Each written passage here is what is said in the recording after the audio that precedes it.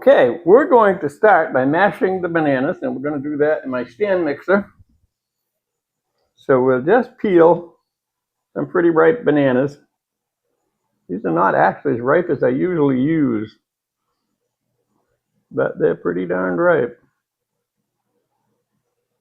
The recipe calls for 3 or 4 bananas.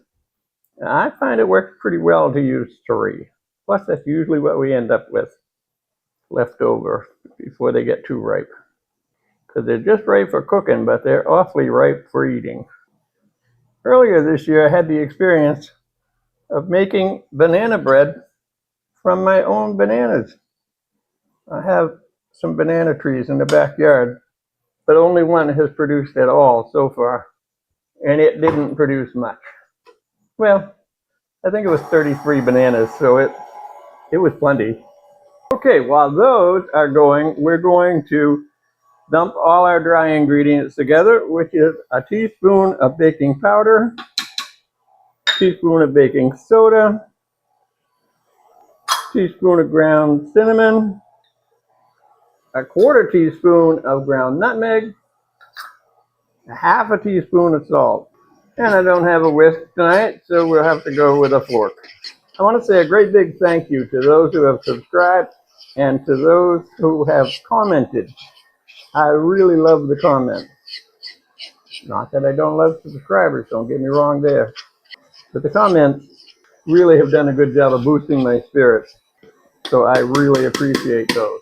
Okay, our bananas are adequately mashed. So next, at this point, we're going to add 2/3 of a cup of light brown sugar, which is packed. We're going to add in a teaspoon of vanilla extract, 2 tablespoons of milk, 1 egg. And we're going to do that on medium speed, and we're going to slowly add some melted butter, which still might be a little warm, so I want to add it pretty slowly so it doesn't cook my eggs.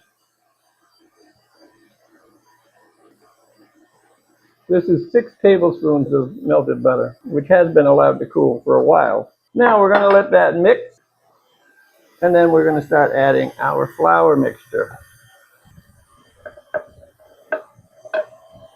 I will be adding chocolate chips to some of these, but not to the whole batch, so I'm not putting them in now, but normally this is when they would go in. It says batter will be thick, but this does not look thick at all to me. Okay, what I'm going to do now is take a spatula and just make sure there's nothing left up the sides, and stir that all in. And then we're going to take a spoon and we're going to fill our muffin cups with batter.